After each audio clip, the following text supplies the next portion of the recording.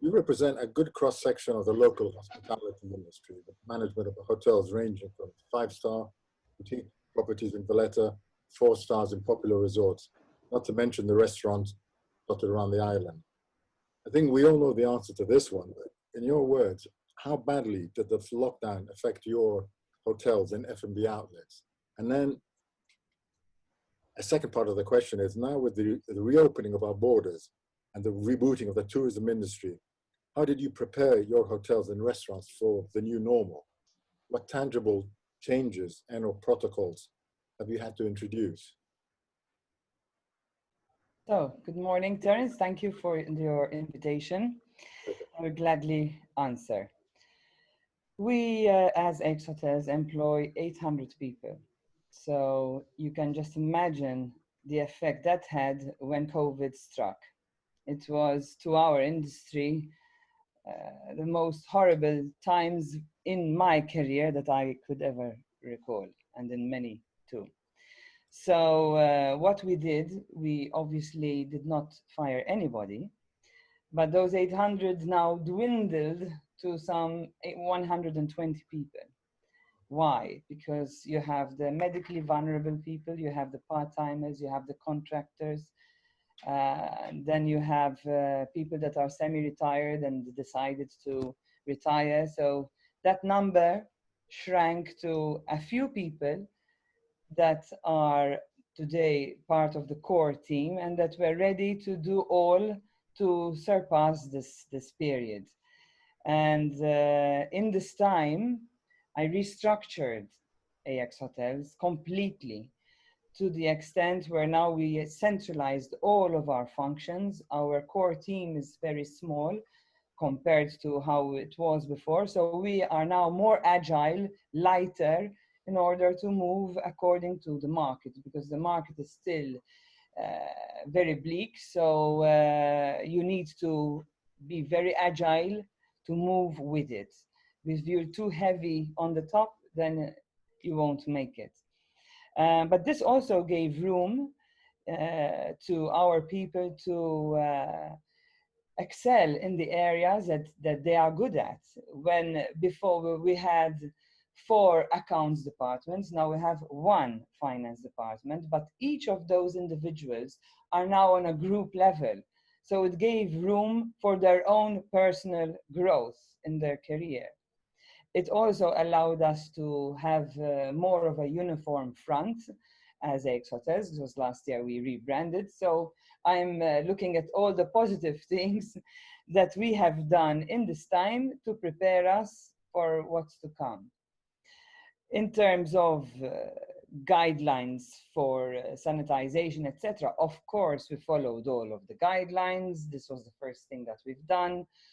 The 72-page document.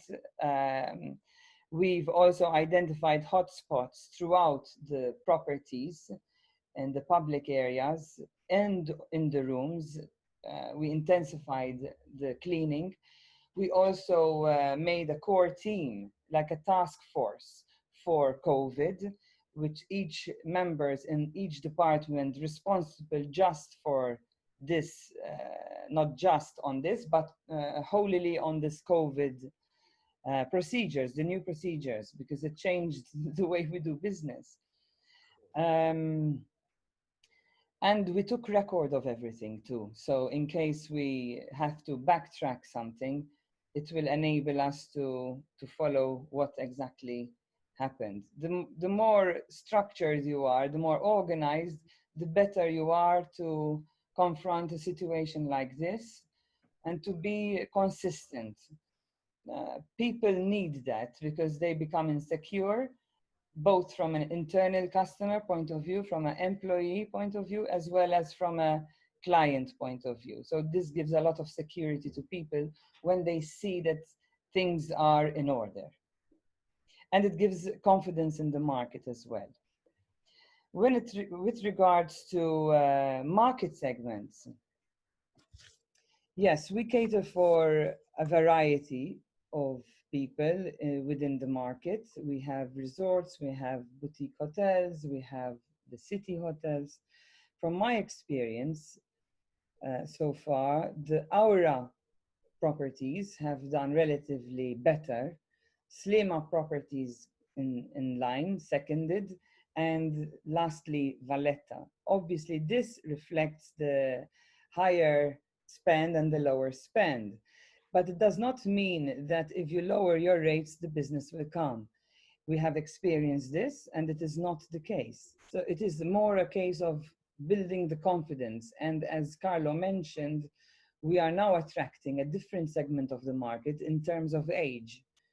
So one needs to revise your strategies constantly to reflect what is happening out there.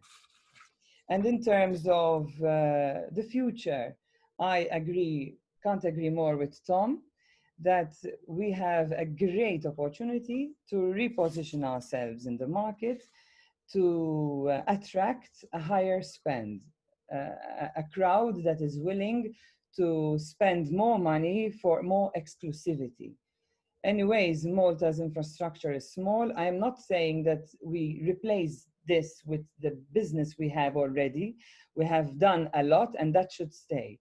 But this is a new segment which we can attract, and this also will allow us not to depend on a few, but on a bigger variety. We are also very, we have a lot of history. We have a lot of attributes that add value to this particular segment of the market. And now is the time that we are relatively quieter and have more time to think strategically.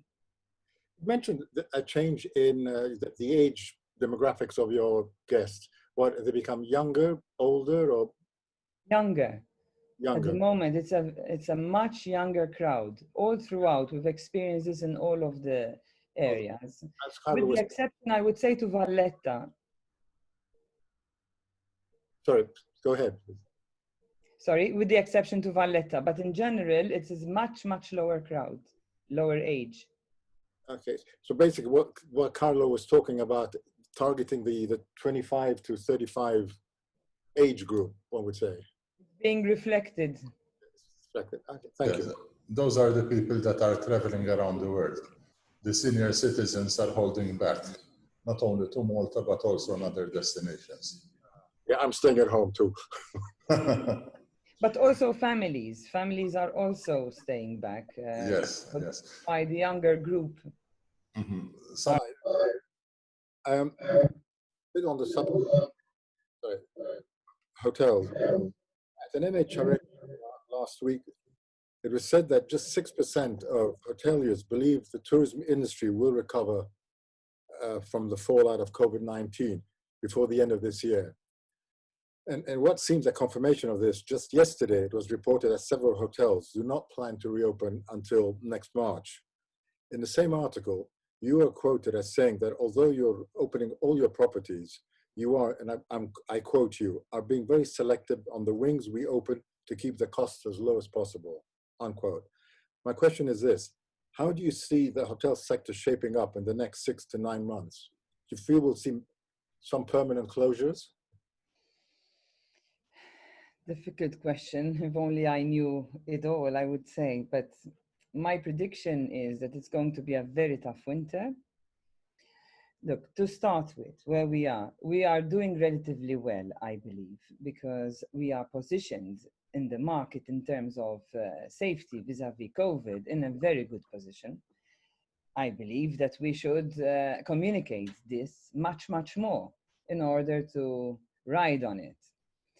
But besides that, with regards to operation, I think it's going to be very difficult this winter, and I believe, yes, that possibly there will be hotels, including restaurants, that will close, some probably temporary, and some possibly permanently because of the difficult financial situation. Definitely, the government has helped immensely, and I believe that there still needs help from government until March, April next year, because it's going to be very, very hard for the industry.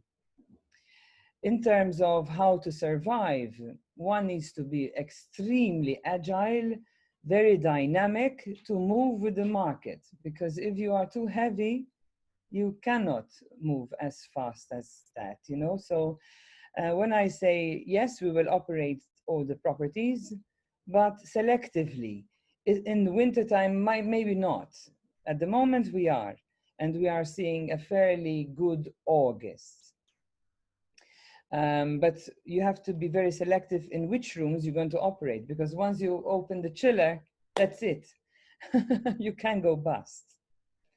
So you need to be extremely selective in terms of which wings to open to retain your cost as low as possible so you can move with the market. Because if your fixed costs are too high, you cannot compete. This is in the weakest of markets I'm talking about, in winter time. But come April next year, I believe that business will start getting a little bit normal, back to normality. The year after, much, much better. And then I believe the year after that will be a big boom. Let's ask you one last question, if I may. Tom was mentioning about alfresco dining, Michelin star restaurants. Now, of course, at the end of February, one of your restaurants was awarded a Michelin star. And in a manner of speaking, it came at the wrong time because we went into lockdown immediately after. Now, since the reopening, are you experiencing a surge in reservations, you know, pent-up curiosity for people to try the restaurants? Yes, definitely. We have a 3-week waiting list. Really? But there again, it is a very high cost restaurant. So if you don't work cleverly, you will go under.